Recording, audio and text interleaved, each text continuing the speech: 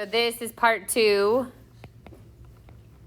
of chapter 4, section 3. This would be like C and D put together. This is part 2 of ellipses. So we talked about the equations of ellipses, right? Like we did them if it's at zeros, if the center's at 0, 0. My equation is either x squared over a squared plus y squared over b squared equals 1. Or it could be x squared over b squared plus y squared over a squared equals 1. Order doesn't matter, but a is the larger number.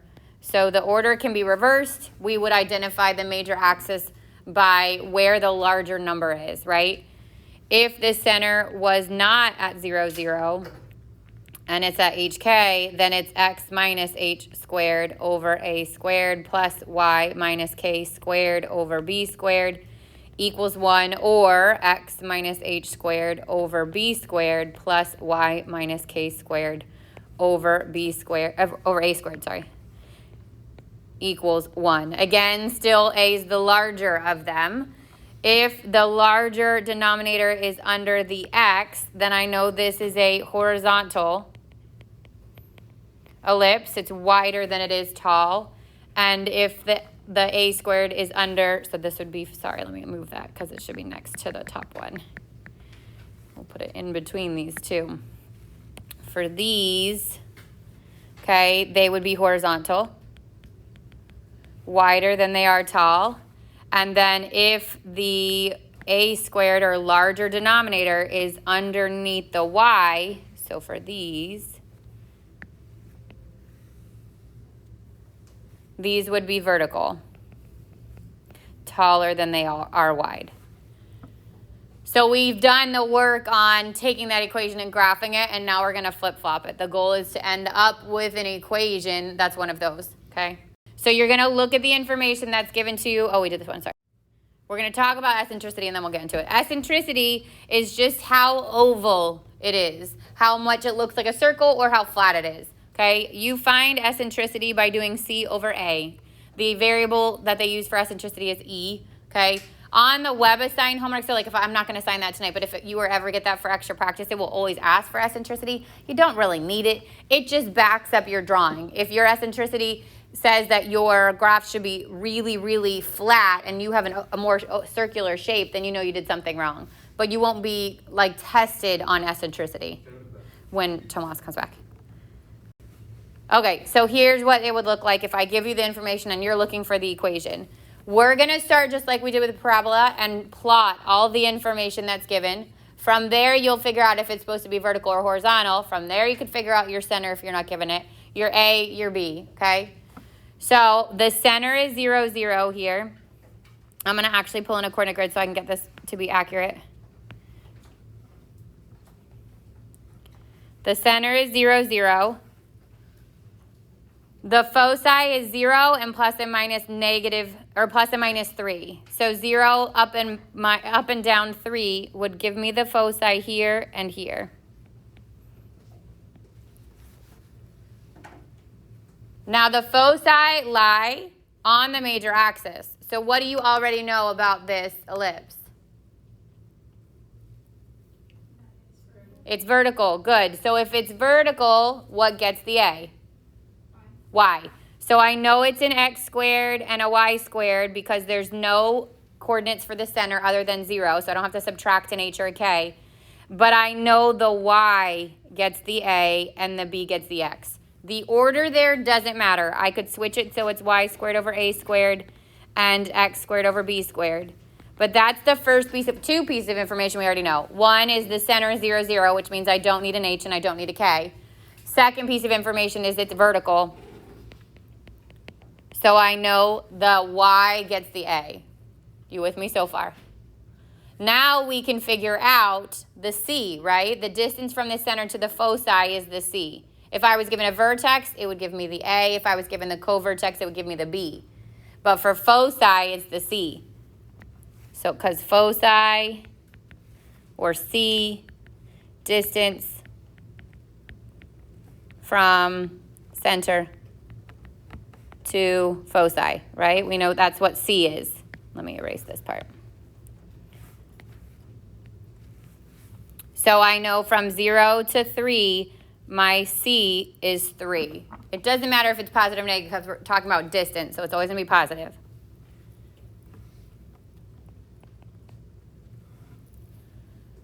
I'm stuck from that point until I look at the second piece of information, which says the major axis length is 8. How does that help me? Do you remember what the major axis length equals?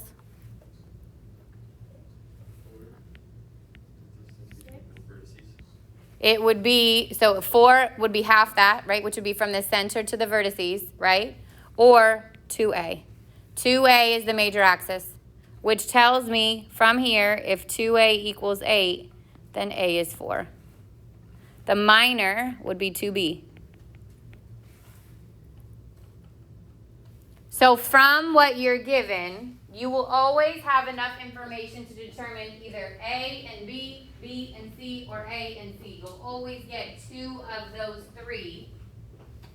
So when I go to find the last one, what do I use?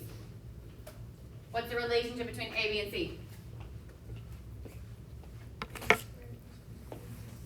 Very close. C squared equals A squared minus B squared. Good.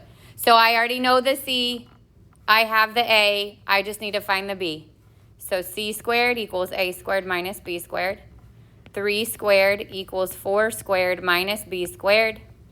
9 equals 16 minus B squared. Subtract the 16. Negative 7 equals negative B squared. So B squared equals 7. Now, if it asked for me to actually graph this, I would make B the square root of 7. But it doesn't ask you to graph it. You only graph it to figure out what kind of equation to use. What I need for my equation is B squared, so I don't even have to square root that. So now I've got all the information I need. I know it's y squared over a squared. A is 4, so this would be 16. Plus x squared over b squared is 7, equals 1.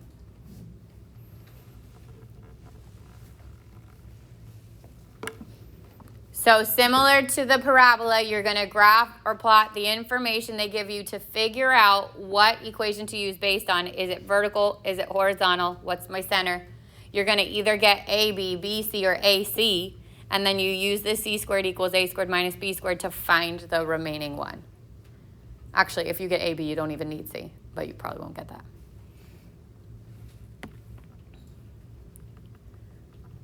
All right, let's start the next one. Center at 0, 0, foci plus and minus 2, vertices plus and minus 3. So center 0, 0 tells me already that I only have an x squared and a y squared in my numerator.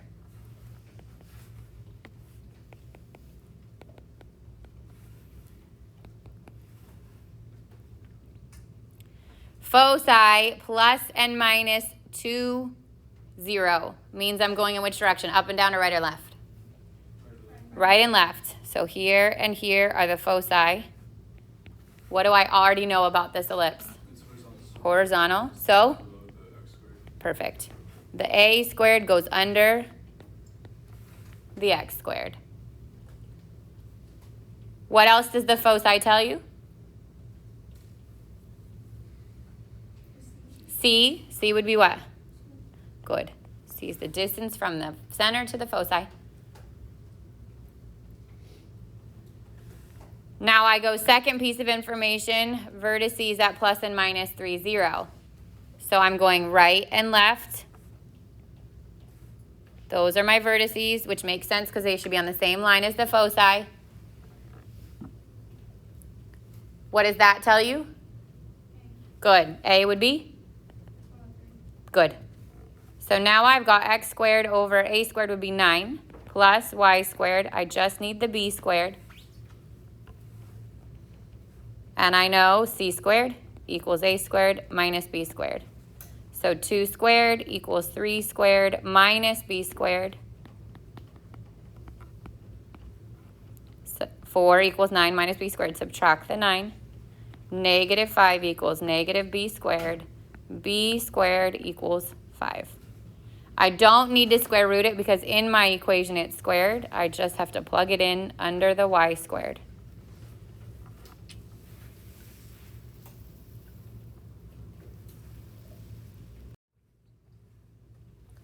All right, 7 says, actually, we're going to do 8, and then we'll go to 7. No, I lied. We'll go to 7, and then we'll go to 8. 7 says vertices are plus, or 0, plus, and minus 5, and it passes through 4, 2. So I'm going to plot my vertices. 0, plus, and minus 5 means I'm going up 5 and down 5. What can you already tell me about this ellipse? Perfect. Center is 0, 0. Which means my numerator, again, x squared plus y squared, and it equals 1. I can already do all of that. What else? Good. Vertical. So which one gets the a squared? Good. One other thing I can get from the vertices. Good. A would be what?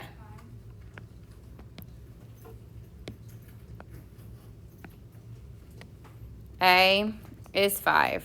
So now I have x squared plus y squared over 25 equals 1. Now I need the b. Look at what else is given to me. Passes through 4, 2. Is that going to help me with the b? You have to put the entire formula and plug in the x and y. Perfect. This is now my xy. And I plug that in. And then I'm only going to have one unknown, which is the b squared. So the x is 4 over b squared plus y, which is 2, over 25 equals 1. I'd get 16 over b squared plus 4 over 25 equals 1. Then what? Subtract the 4 25ths. I get 16 over b squared equals, change this to 25 over 25, and I get 21 over 25. Then what?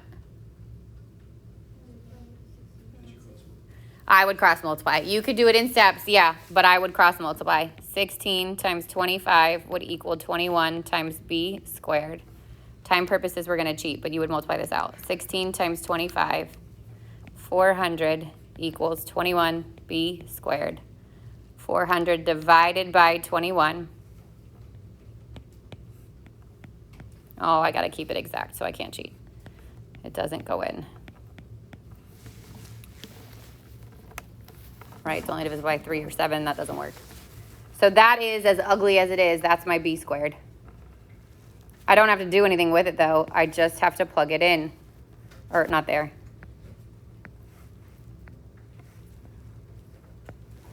There. So it's going to be x squared over 400 over 21 plus y squared over 25 equals 1.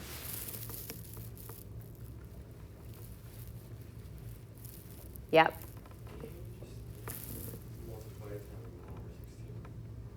Yeah, it's the same thing. Because I can't leave it the way that this is. I cannot leave a fraction in the bottom of a fraction. So the long way about it is to multiply and then keep change flip. The shortcut is you bring the denominator of the denominator to the top. So if I had done x squared divided by 400 over 21, it would be the same thing as x squared times 21 over 400. So I can rewrite this as 21x squared over 400. It doesn't happen often that you have a fraction in the bottom, but if you do, you can't keep it there. The shortcut is to bring the denominator of the fraction to the numerator of your big fraction. Okay, that's the shortcut, but it's the same thing as doing divided by and then keep change flip. It just saves you that step. Yeah. From which step?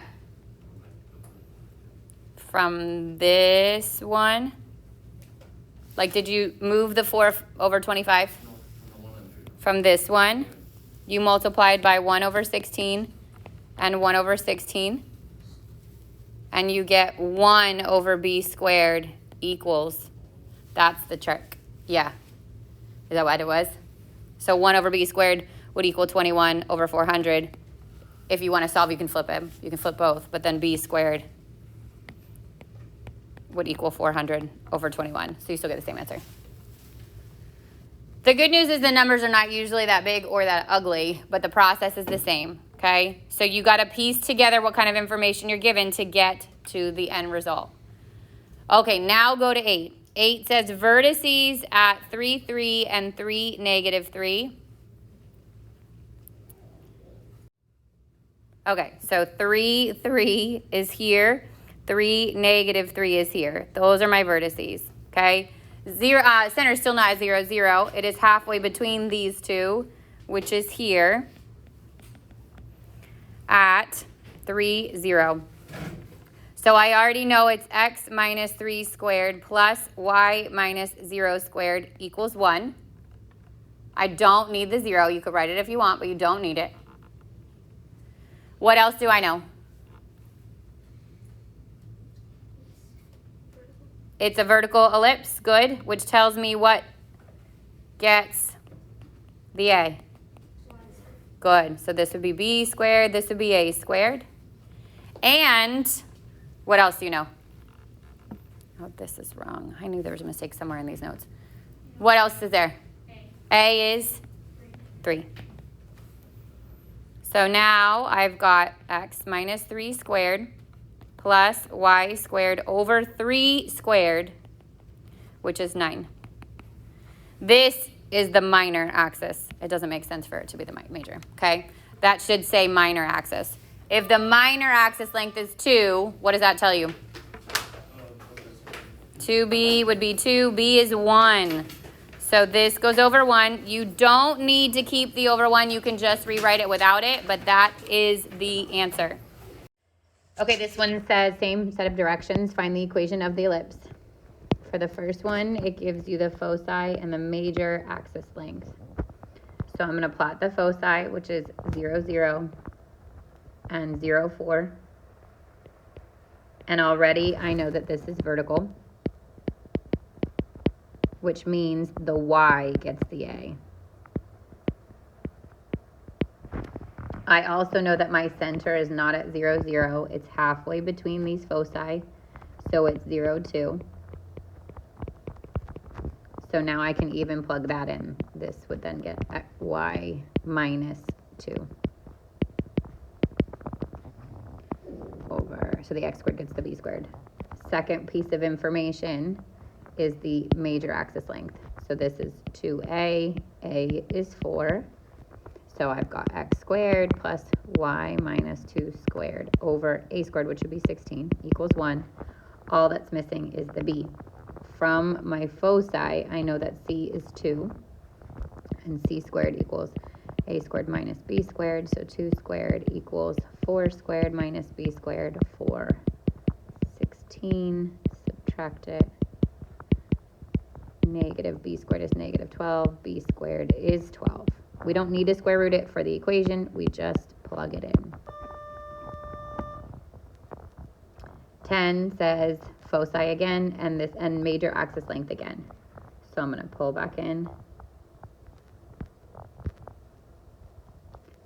0, 0, and 0, 8. It's vertical again. Center point here would be 0, 4. And because it's vertical, the y gets the a. So x minus 0 squared is going to stay x squared, plus y minus 4 squared equals 1. The y gets the a squared. The x gets the b squared. C this time is 4.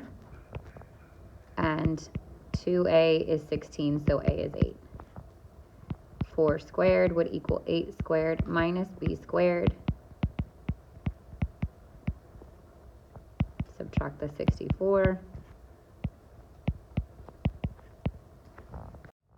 Negative 48, so b squared is 48. So I can plug in to the b and the a.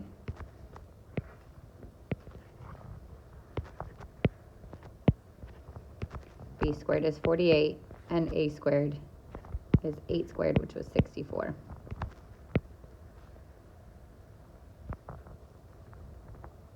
That's it for the writing of the equations of the ellipse. Have a great day.